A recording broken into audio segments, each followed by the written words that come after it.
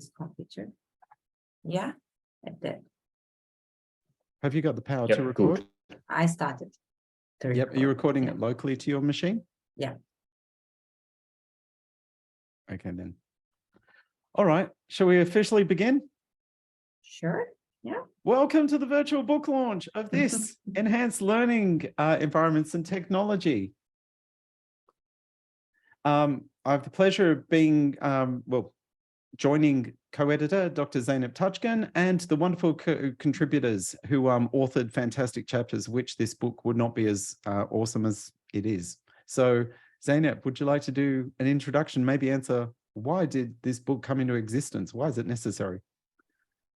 I believe increasing learning outcomes using the new technologies is very important because which develops too fast, and usually there is a gap between the current technologies that we use for fun or use for the other things in our lives, but not for the education. We usually stepping behind for following the things and adapting it, or usually people just does it in order to use only the technology rather than increasing outcomes. So I believe there is a problem about it, and we need to suggest new ways and techniques to the authors and to the readers. I mean, for just increasing new ideas and igniting new ideas, I believe, which is why we inspired and started to write this book. Yeah, it's by the way, I feel cruel because it's 2 a.m.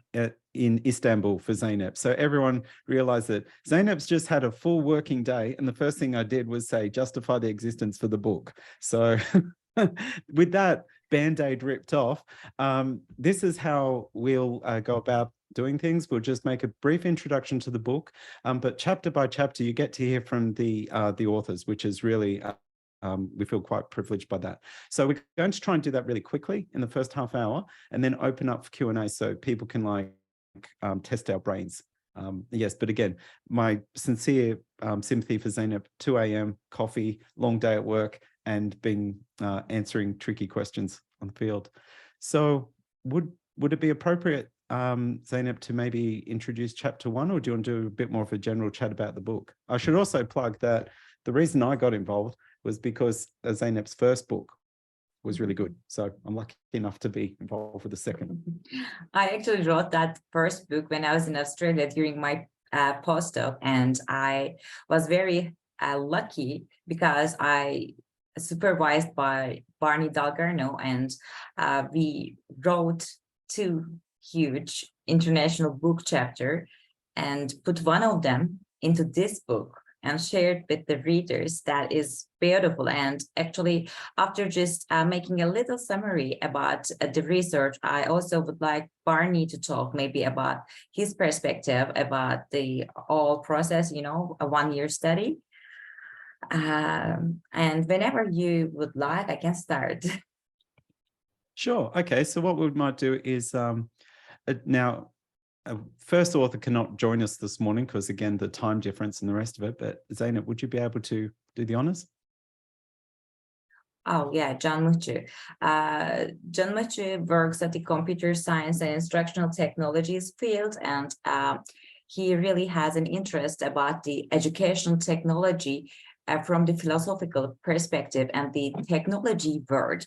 I mean, the thing actually, what I mentioned about the inspiration point, you know, people use technology for only using the technology rather than just having the benefit of it. So he criticized this issue in his chapter and give us a debate at the beginning of the book.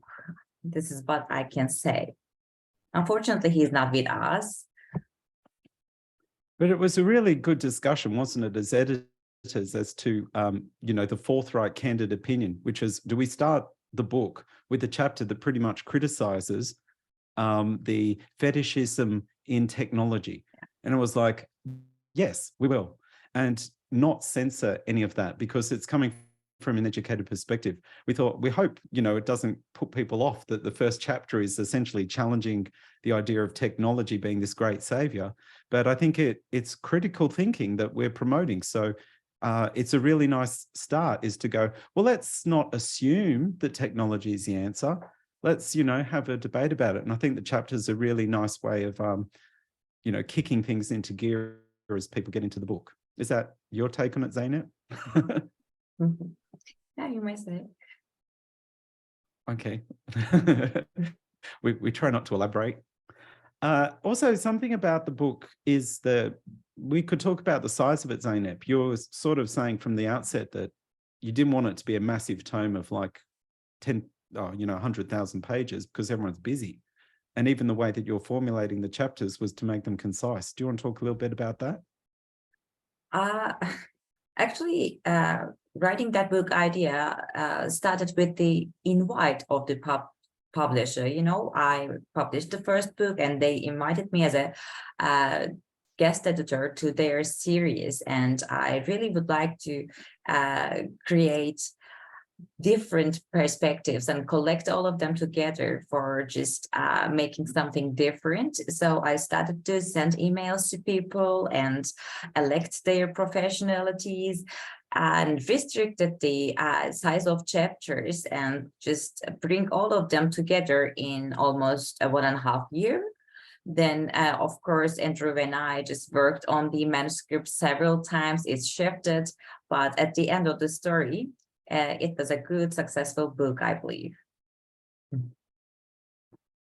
Cool. Well, if it's okay, we could go to chapter 2. Yeah, sure. But I think Elena will join us a bit later. Yeah, hopefully. We do have someone also dialing from Germany, which I think is about either midnight or 1 a.m. So I just want to acknowledge that if we can return to this, but is it possible to do a quick summary, Zeynep? I didn't get ready for Elena's summary. Well, tell you what, do that. we'll see if she dials in. And I mean, I don't want to speak on her behalf if she's going to be presenting, but this is the thing about international time zones. So we will get back to this, but yeah, we can speak more about it if she doesn't manage to zoom in. But there could be all sorts of reasons for that. So, well, away we go. Yeah, I can talk about this chapter. I'm familiar with that. Actually, this study consists the last stage of my huge research. I mean, it was my dream to design a huge virtual operating room for providing a surgical training through the immersive virtual technologies. And I designed I designed a simulation for the nursing students during my PhD thesis. And I developed that project one step another during 7 years. And at the end of this journey, actually, I found myself in Australia working with the Australian international instructional designers and the nursing academics. And then I noticed that the nursing curriculum and the applications are a bit different and the procedures are different than Turkey. So despite this difference, the academics evaluated the environment very suitable, especially for the professional training.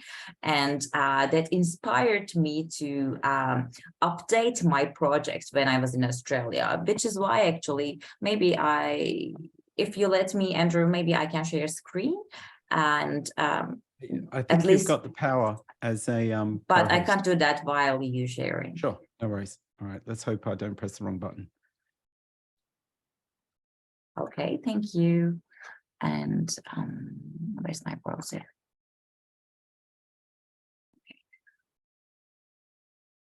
Let me just show the background for you. I mean, that is the environment that I designed when I was in Australia, and there was different sections. The differences of this research was I developed during design and I designed during the development. Every academic and instructional designer applied, gave me the feedback, and I all the time coded differently and changed the design components, and I just measured the impacts of those design components on people's attitude and the perception during their experiences. So I found a lot of new important things during this research, and I'm going to mention about them, but let me just make it orderly. First of all, what was our research question for this?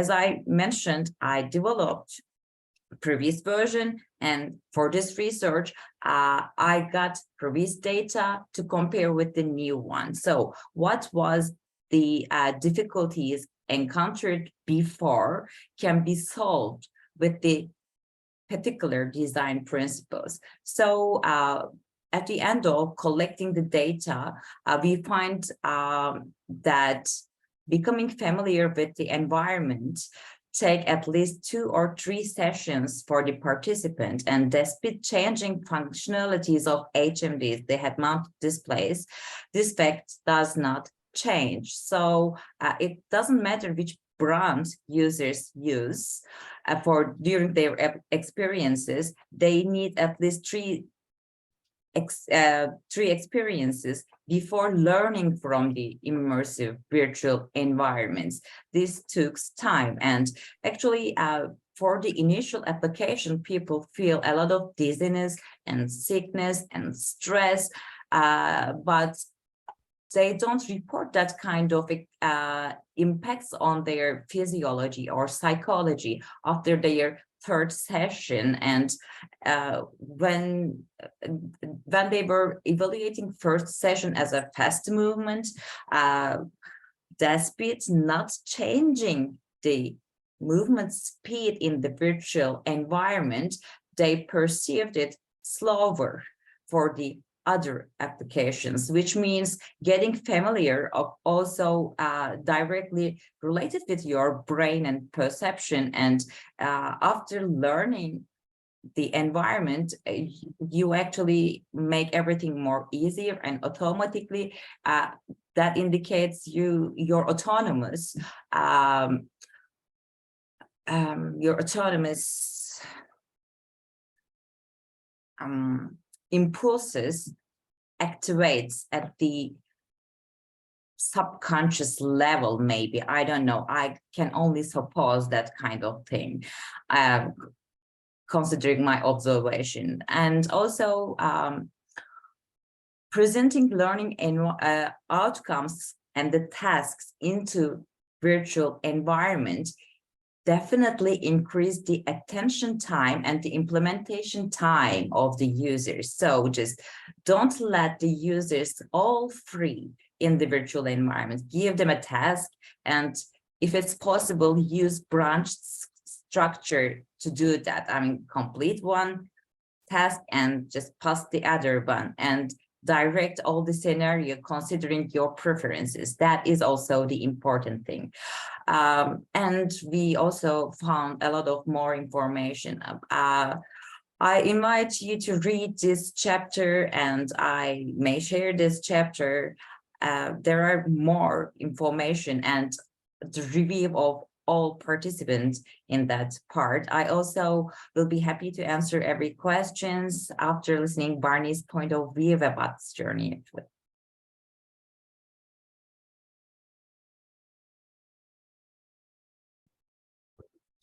So just to say a couple of more things about the study behind this, as Zeynep said, it builds on her earlier work on the design of a virtual hospital ward and operating theatre environment. And through the collaboration with our nursing discipline, she did a series of design and usability studies with students and other prospective users. And I think that a real strength of the kind of design-based research approach that that underpinned this chapter was the notion of really kind of iteratively drawing on observations and interviews with the participants in order to refine again the environment. And my own practical experience prior to Zeynep joining us for a period of time was with the design of desktop virtual environments. And so although I had written a lot about you know, the kind of task-focused engagement, the whole immersive environment design was new to me. And so through Zeynep's work and having the opportunity to explore the environment myself and have lots of conversations, I learned a lot about the kind of, not just the visual design, but the interactive design for interactivity in immersive environments. And I think this is a, you know, it's a really good example of a study where the, you know, the design was really focused on learning experiences and learning outcomes and really understanding the learner's perspective. Great. There might be an opportunity, Zeynep and Barney, for people to ask some questions. Just mindful that Barney is in incredibly high demand and he's got to go at about 11 o'clock. So maybe if you want to start, Zeynep, I can only say thanks. I mean, we worked in this project together and I learned a lot. And I mean, Barney just saying that this is a new zone. I mean, immersion is a new zone for him, but I read almost every single study of his, and he is the most cited academic in my PhD thesis. So he actually knows the nature of virtuality and integrating education into that environment. So he contributed to design new instructional design structure for me, and we published actually 2 papers after my postdoc journey, and this one of it. And we also explained every stages and offered a model. So I don't know what I should say. I just am very lucky. Absolutely. Z has a question. Oh yes, Zeynep. I'm not sure if this is a question, but I'd like to say that from a technical development perspective, the work that you have demonstrated looks absolutely amazing. I've got a quick question. Which platform was it mainly developed for? What I mean by that is that, for example, was it developed mainly based around the usability in the space or the target devices of Steam VR system? Is that how it works? If you'd like to talk just a little bit more on that. Of course, for sure. I use Unity game engine, and in order to create some of the animation in my scenario, I used Maya, but mainly I actually pre-designed all that operating room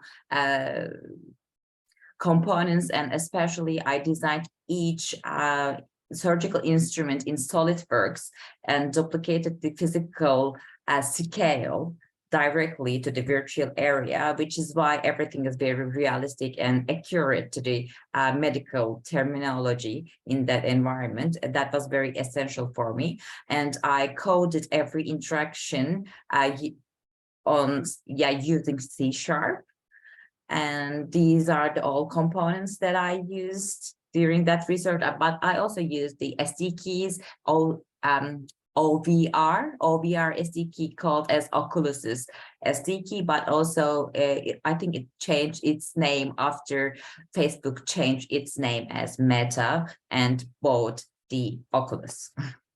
So I suggest using XR Interaction Toolkit if you would like to develop VR using Unity. We do have a Q&A at the end, but the reason we're just spending a bit of time on this chapter now is because Barney has to go after 11. So if anyone has any questions for Barney, I'm sure he thought he'd get away with not having to answer any, but now's the time. I might ask one if that's all right. What does the future hold, Barney? What do you think, from your perspective, what would you advise for people interested in this?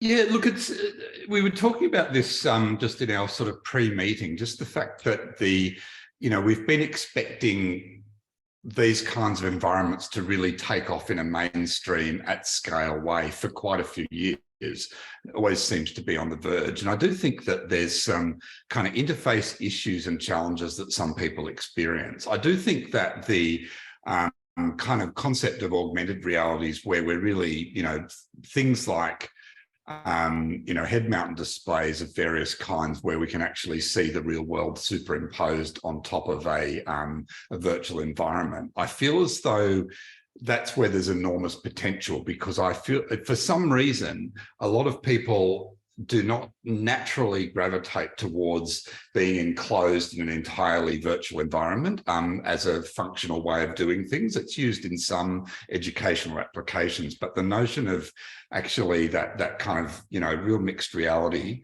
where you're really augmenting your natural experiences, it feels to me as though that's where we're going to see that mainstream use. I'm sure others would have different views, and we could probably debate that for a long time. It's so everyone's got a phone or an iPad or something they can just put in front of them if they want to see a different reality, but not everyone. It's a lot harder to get a headset all organized at this point in time. There's a new Google Glass or something. Well, it does. I mean, they've re-released the Google Glass, and it does seem to me as though it has some natural affordances, I guess, for a lot of people in, we all have experiences of not being able to remember people's names, for example, so I can see some really basic things that could be the killer app that means that people adopt it. And then once they've adopted, then there's real opportunities to do much more innovative things with them. Hey, that's a good app. You better patent that one pretty quickly, because I'll be signing up for that one for people's names. It's interesting how ideas develop over time. For instance, when Google Glass came out, there was this revulsion, people going, well, this invasion of privacy, I don't want this technology without my consent. Now that Ray-Ban has cool glasses, people going, oh, well, it's coming from a cool company. And it's always, the idea is put out there first, and the company knows that everyone's going to, panic at first until they settle on the idea, until, it's given time. So the idea that Google Glass was done and dusted and everyone was stomping on it with glee and saying death to the technology, there's this huge upswell in buying the Ray-Ban glasses that are essentially the same thing. Now, look, I'm going to have to run. Thank you very much for running the event. It's always great to celebrate an outcome like this. I'll definitely be putting this book on my reading list and reading it from cover to cover as I look at, some of the different things that are being done. So well done, and I'll leave you to the rest of the launch. We appreciate your time. Thank you. Thank you, Onward to Barney. Zeynep. Thanks, Barney. Cheers, Barney. I will just share screen.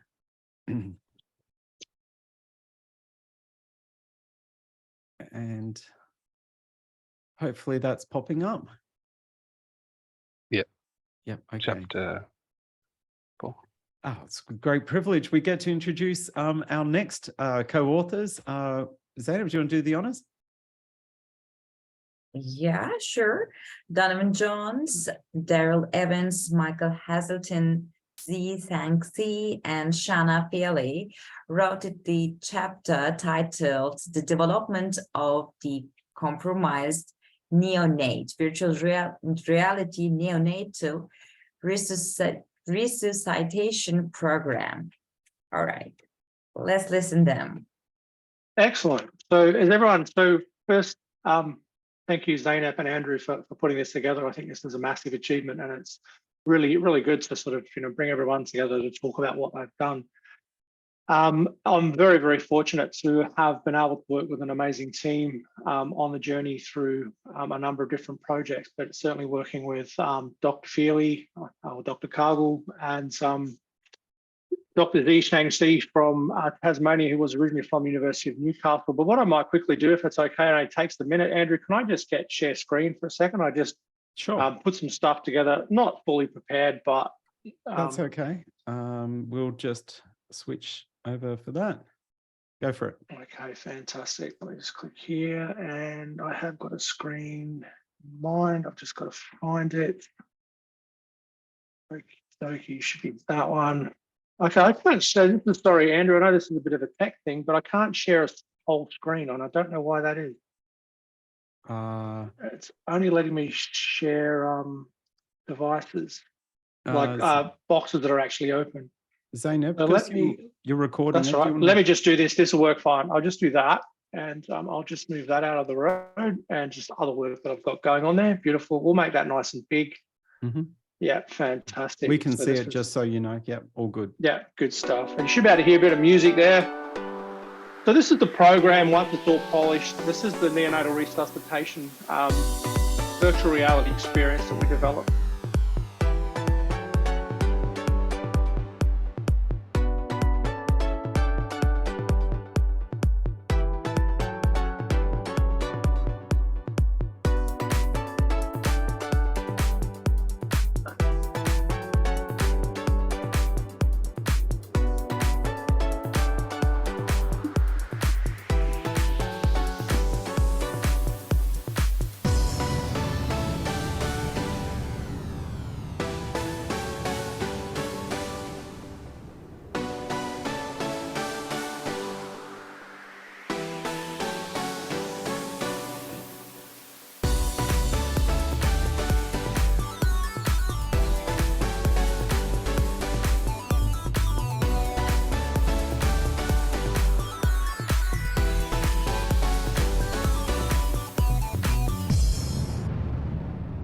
Fantastic. That's really, really nice and simple. So the whole idea of the neonatal resuscitation program was to develop something that was around procedural training. One of the things that we found, both being registered midwives and teaching into an undergraduate midwifery program, that the amount of time students actually spend doing life-saving techniques or learning skill-based practices is actually quite minimal. And a really quick survey of a number of programs in Australia actually showed that in a 3-year program, a midwifery student might only go to a simulation lab probably twice a year and maybe 3 times a year in their final year, which when you think about how often neonatal resuscitation is required, it's quite concerning. And the very fact that our students, even in their first placements when they go into a clinical practice, which is about 1,280 hours for a 3-year program, are involved in neonatal resuscitations. As you could imagine, one of the worst outcomes from that is a mum coming to hospital to have a baby and leaving without one. So it is really, really important from the get-go that these things are taught in a very procedural manner. What VR afforded us was the ability to immerse students in this in a fail-safe environment. We're able to develop both a guided and unguided mode as well, so the students could see what it's like to make mistakes. And we also run some, the advantage of being able to run some analytics in the background as well. So sort of trying to work out where students get stuck, where students tend to stop a little bit and have to stop and think about how am I going to escalate this? What condition is the baby in? And what that does is then sort of guides us as the facilitators to be able to go, we need to be focusing on this a little bit more. So that's sort of how it came together and really what the program was. Unfortunately, it's only been tested on a very small number, but the good thing was it was done on international cohort as well in Antwerp in Belgium. So we have in the chapter some very positive data around the use and the ability to embed these types of technologies within university curricula. I will say, whilst it's not in the chapter, but definitely worth mentioning, and I'm very certain that Barney touched on it as well. We are continually struggling against the larger systems, both within the university and within the health sector, for adoption for these types of things, purely because it's, to us, it's not new, but to them, it freaks them out. That's probably the easiest way to say it. The logistics are just, People just shake their heads. They go, look, it's fantastic, but we can't support this. So I think there's a lot in the future that we have to overcome as far as, developers and collaborators. And I think the other thing that's really important to note is that the team that came together to put the chapter together, and obviously Professor Michael Hazelton and Professor Daryl Evans couldn't be here today, but the importance of cross-disciplinary collaboration. I mean, you can see that with Zeynep's work that she did when she was here in Australia. That was an absolute model of collaboration. And I think, when you're looking at myself and Shanna being nurses and midwives, you've got Z, who is from design and arts and technology. You've got Professor Hazelton, who's mental health, and Professor Daryl Evans, who's cellular biology. You've got a big group. And then that's without even bringing in some of the tech people that we were working with at the time as well.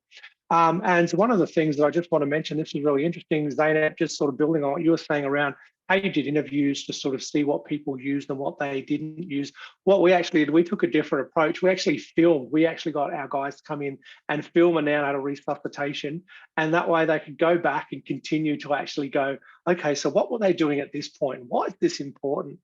And it was really good. So we built it, and I think we talk about how we built it in the chapter, but we did it in a 12-week time frame. We had those, it was on that Scrum technique, where we're having those 2-week sprints to make sure that we were never too far off the mark as we built it. Yeah, that's about all I've got to say about it. And my other contributors are more than welcome to jump in if I've missed anything. No, it was a I wasn't on great mute that whole time, was I? Okay, good. It was a great introduction. Thank you, Donovan. Yeah, your point of view was perfect. I just focused on designing and developing, and as a subject expert, actually, you guide the developers like me, because we usually miss the terminology and find the share point among developing, designing, and capability, and the terminology. I have to be harmonic and capable and doable. Yeah, and it is, and it really does take a really open-minded, collaborative group of individuals to come together to actually pull something off that you can actually go, this is usable. I mean, what we built in the neonatal resuscitation is something that had already, at the time, it was almost a world first. There was actually a group at the University of Oxford that we actually got to meet, I think, in 2018. And they developed the iLife program, which was basically pushing it out on a phone to very economically impoverished places in Africa to try and reduce the mortality and the morbidity around live birth. So, but they had developed it. And it was really interesting. When we went to the University of Oxford and we got to meet the team, we thought, University of Oxford, they're going to have everything. And you would have thought, and I mean this quite nicely, that you were walking into just one of the classrooms at Wagga where there was no equipment. There was one dude that was doing all the coding, AKA Andrew, and the rest of the team was scratching their head going, we don't know what we're doing, but this is really, really important and it can save lives. And I think that's the thing that we need to realize with, certainly procedural training in VR, have the ability to actually save lives. And look, at the end of the day, if anything that we do in the immersive space has the ability to reduce mortality or morbidity, then it's a worthwhile endeavor. So yeah, I'll be quiet now. Yeah, I think that's a really good point. Our direction was very different. So first world problems, like how do we teach these people at a university? Whereas the same kind of concept was more about to teach birth attendants, and their main goal was to stop the birth attendants, so lay midwives, from holding babies by the feet as part of resuscitation. So yeah, it's the same concept can be applied to so many different avenues to try and achieve safety and all of those things across different cultures and all those sort of things. So yeah, that was quite enlightening. Excellent. Z, did you want to add something too? I saw your hand pop up. You're on mute. I think the hand pop-up thingy was for the previous oh, okay. session with Zeynep, but all good. I would say that as part of the conversation we had even before having this official book launch with Donovan and Barney, what I wanted to say is that it is about putting together a multidisciplinary team or group of people on multiple projects so that we can build new knowledge and content or create digital solutions on top based around digital technologies and some of these emerging tools. And we leverage on some of the experiences and knowledge that we have previously developed so that new content may be generated for a greater good or making an impact for in this space of technologies for good. Fantastic. If it's all right, I'm going to try and talk real fast, just keeping an eye on the time. We're in the Q&A session and we still got 2 chapters to go. So I'm going to get straight into it if that's all right. If I do talk too fast, Zeynep, interject. Just, get on there and say too slow, too fast, whatever. So I'm going to quickly talk about, the chapter of Hollywood at Home. And what this is about is essentially how can we benefit from the 4th industrial revolution, where physical and virtual worlds can blend to extend reality. And what's that matter to us?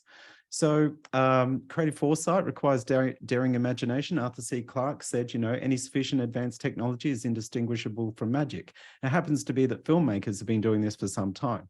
So let's use the example of George Méliès. So I'll just bring up this comparison. This is storyboard and the final film. So this is kind of classic stuff if anyone wants to, do a little bit of film history. But this simply goes about, we can use state-of-art technology that people have, been enjoying over a century of cinema and actually put that into the classroom. Learning can be fun. Learning can be adventurous and engaging. And all the stuff that excites people about technology can be fully embraced. We may not know what the future has in store, but we can shape it. So an example would be Destination Moon, a film of 1950. It was the first serious attempt to depict space travel with the available science at the time. Well, that wish fulfillment actually happened in 1969 with a landing on the moon. But here's the interesting thing about that film. It was credited for motivating a fresh generation of students to study for jobs that did not yet exist. And it later became NASA. So here you have really a vision that people are excited by and embracing, and then make that reality. Now, let's extrapolate where we're at right now. We're pretty impressed with technology, but if you're quite daring in your thinking, extraordinary things can happen. So I'm going to kind of go through this so fast, you'll probably have a fit. I should have had a seizure warning for these slides.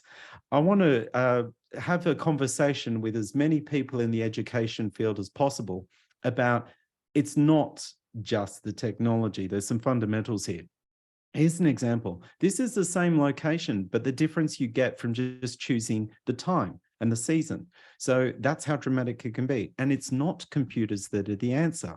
There's no automation for this. Now, basic stuff like photography, just going back to how does the lens work, this is our view to the world. Now, I'm not going to go into a technical thing, but simply say that the chapter does explain these things. It goes back to the fundamentals.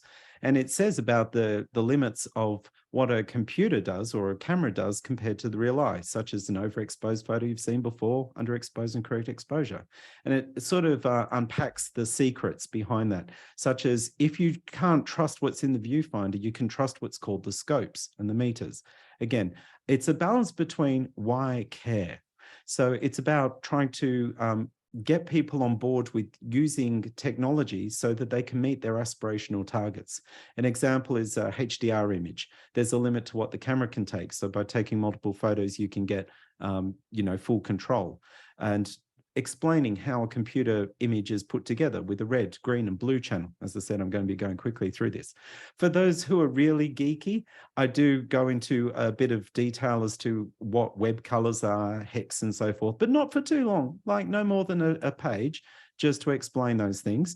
And the importance of bit depth. as in why, you know, what's the difference between 8, 16-bit and the rest of it. And it's important to remember that, you know, it's not just pixels. Vectors, math-based imagery, and raster is pixels. Obviously, the more pixels you have, the more definition, but the more vectors you have, the more computationally expensive. This is all to do with just recreating images and understanding what you lose. So I'll try and summarize this. I put it down into a sentence so that I wouldn't stuff it up when I actually said it out loud. And of course, here we go. Yeah, understanding digital analog conversion is fundamental. Digitizing reality is an imprecise process that rarely translates into exact data of zeros and ones. The real world is analog, the virtual world is digital. There is a compromise in that conversion. So let's just talk about that with this example. So a JPEG image, you know, there you've got your original right there on the left. It saves the luminance, but then it saves the chrominance, which our eyes are less susceptible to, as a separate, you know, lossy format, and then packs the two. So what you're seeing on the right is combination. Now, the reason I'm showing that here in this talk is because the book's in black and white.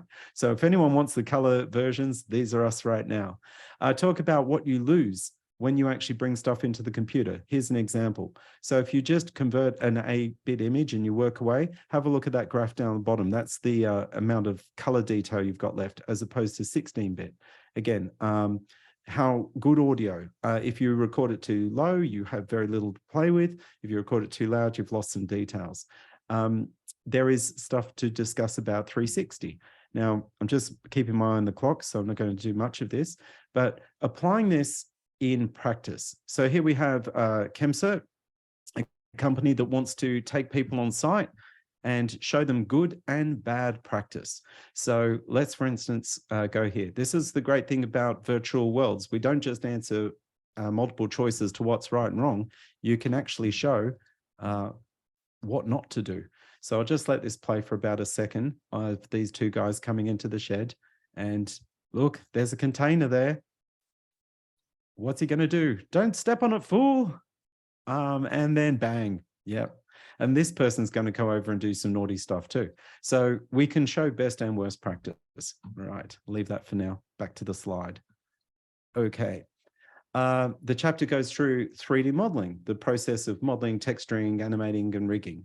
And, you know, how you actually recreate something from the real world into 3D.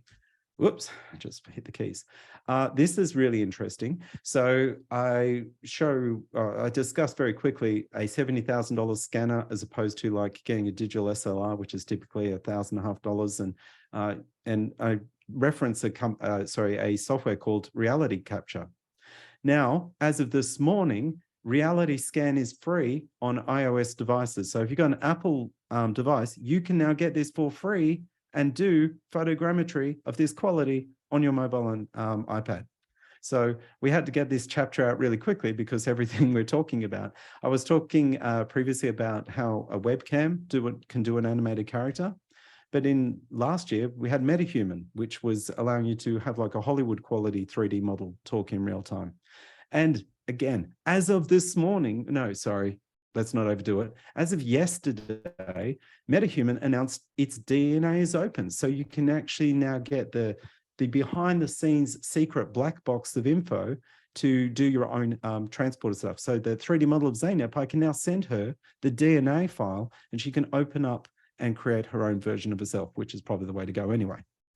AI has advanced dramatically, again, in the time that this book has been written this year.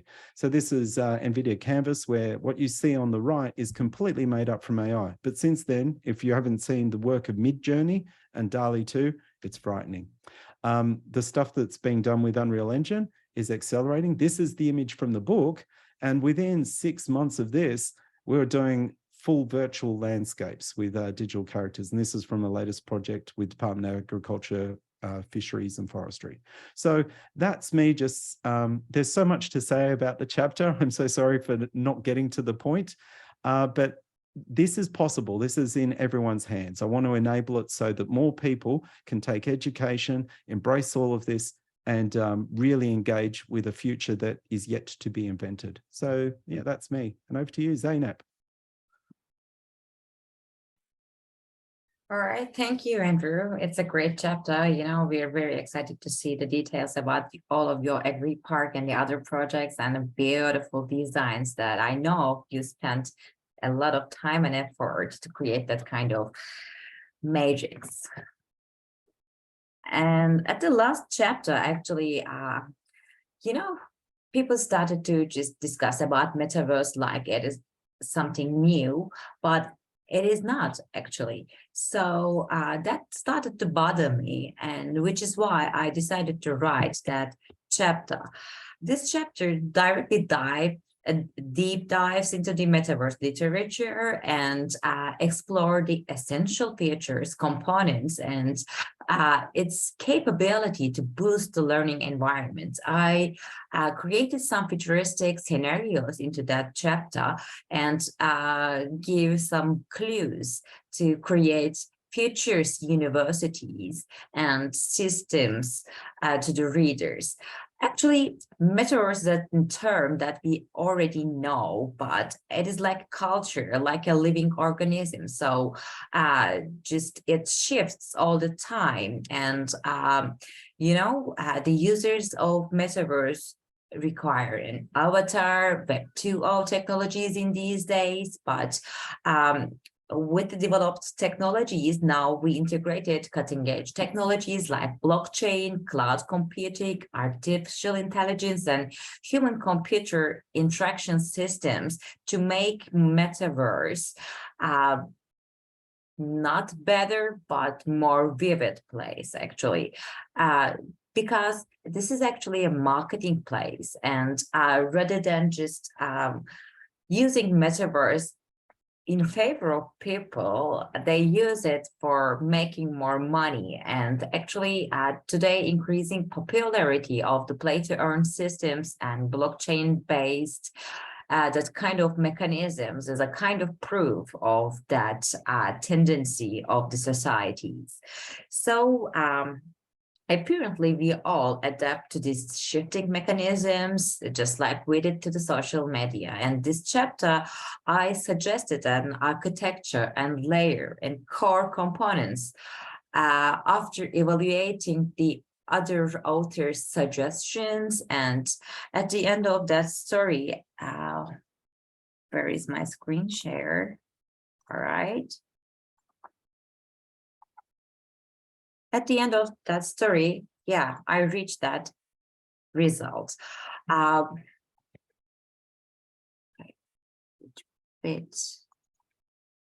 You see my PowerPoint, aren't you? Yeah, okay. This framework actually expresses the fundamental components and intertwined connection among all of these items. You can basically see the network and network structure, microservices, bandwidths, and the storages that you use, and which kind of softwares you need to use and create, build the metaverse platforms. And apparently blockchain will be the new phase of the modern metaverse. I called that new description of the metaverse as a modern metaverse. And the other one that we know and we are familiar from the Second Life or the Minecraft or the Roblox kind of applications are actually much more different. They're traditional metaverses that I called them like in that way. And the user interface is very important because actually it defines the interaction styles of each users with the virtual environment, and the immersion also essential for just cocooning all the perceptions, I believe. I think, I'm not sure, but I think Steve asked and complained. I'm not sure. I mean, just forgive me about maybe my lack of English skills, but about the bulky HMDs, and I completely agree with him. But on the other hand, there are a huge community, includes a lot of gamers, and they're willing to use that kind of systems, and the price is decreasing day by day. I mean, I assume 2 years later, an HMD will cost only $100. And if it doesn't consist any facial recognition systems, it won't be expensive, and everyone can access and reach that kind of technologies. And even developing materials just doesn't require coding anymore. Everything getting easier. So this is gonna spread faster than we expect, and that will create new era for the users. So which is why actually in here I created a kind of scenario in here and designed the university called it as a LearnX, as a gameful learning environment. Every student can use their work experiences into that block. Okay, they use their work experiences like school credits, and they don't need to take lectures for the skills that they already have, and they prove their professionality development using their tokens, which they gathered at the beginning of their training programs. And that kind of scenarios, there are a lot of things that I constructed into that chapter. So if you have any interest, I strongly suggest to the readers to read it. And if there is any question mark on the mind, just let me know. I will be happy to answer. And I believe actually we will originate new business fields like metaverse engineers and metaverse ecosystem designers in soon time. It won't take a long time. Today there is a new computer engineering department, but it won't be like that. There wasn't mechatronic engineering just 5 years ago. There was a mechanical engineering, there was an electrical engineering, but now we're talking about robotics and the different systems, and everything is going to shift in that way. We just have to expand our visions about that kind of systems, and building, coding, organizing, and editing the digital content, including the data, will be as significant as today in the future. So content creation is the essential thing for the future. We will start to study, work, live, and create in the metaverses soon.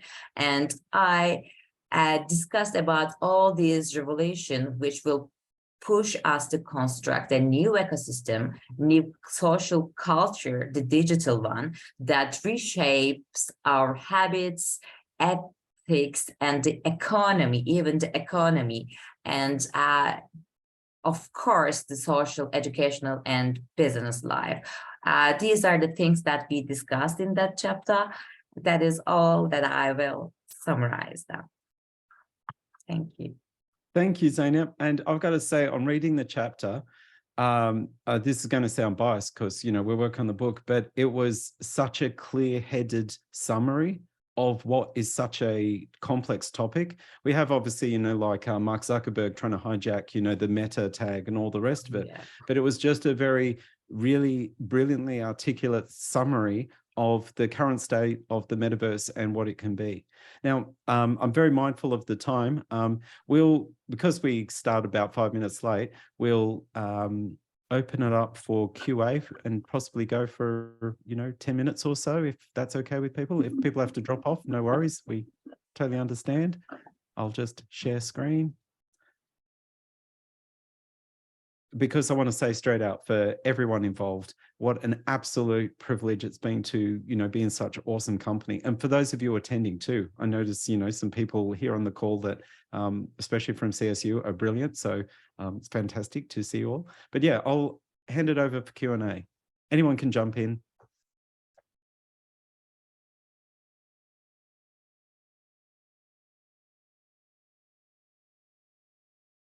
Even the co-authors.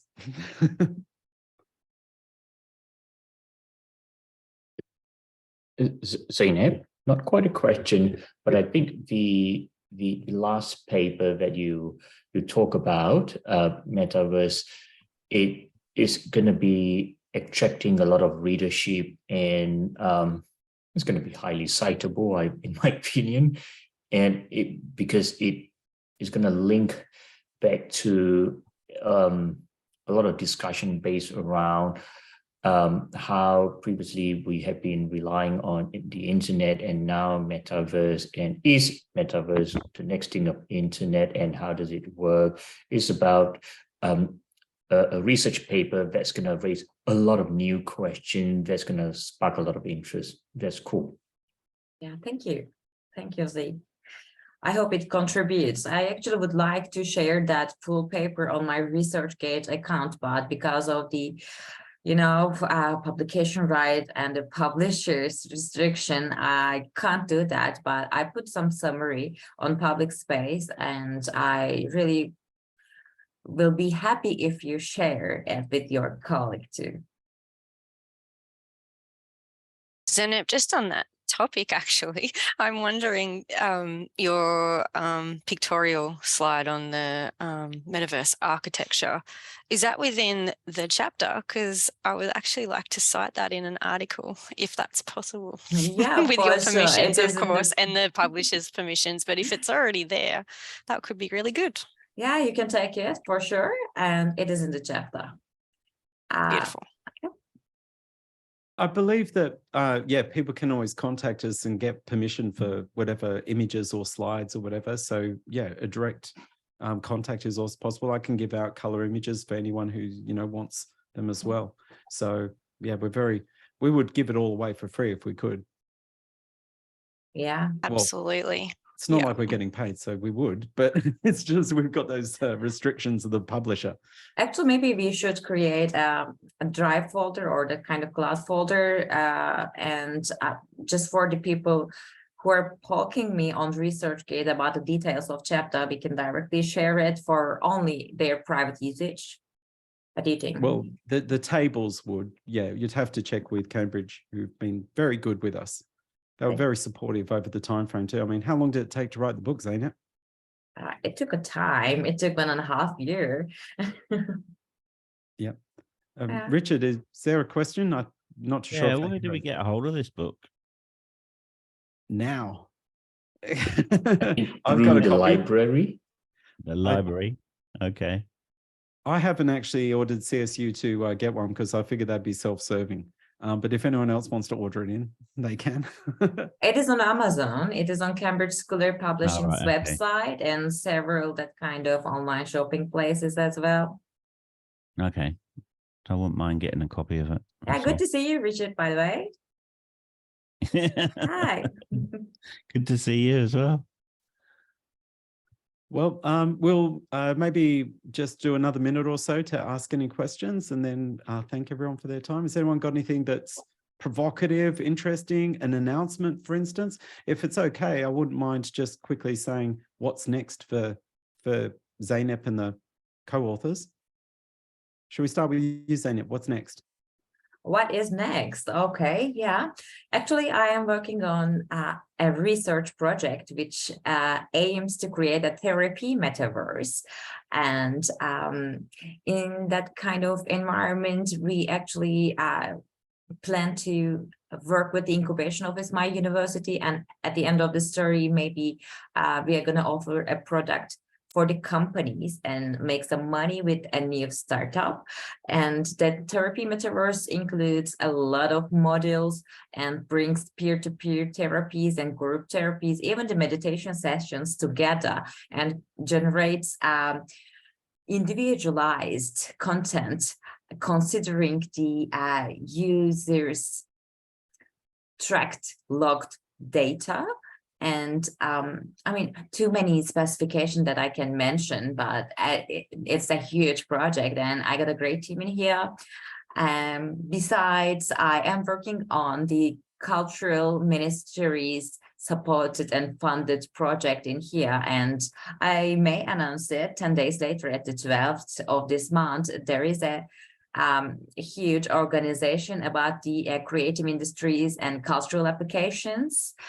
So I am the workshop coordinator in there, and I lecture almost 40 hours each week I think these are enough for me, more than enough. I got no time. I'm short on time all the time. You might want to grab one of your comfort kittens by the end of this meeting. Oh yeah, just let me bring one. Okay. Shan, what's next for you?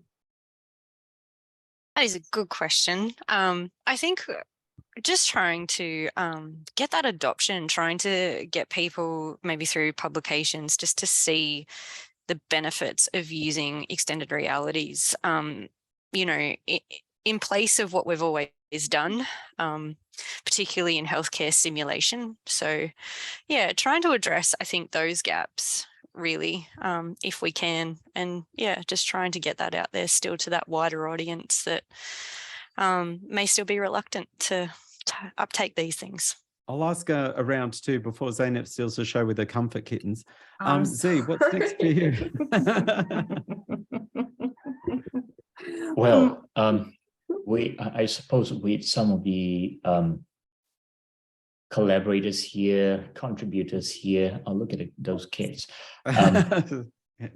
It's about having the traction or the track record of doing something continuously, that this is not just a one-off initiative, so that if we are able to put together some of the future research outputs, which we are still doing now, I suppose Shanna and Donovan, we have been submitting a paper this week as we speak, that, let's just say, more to come.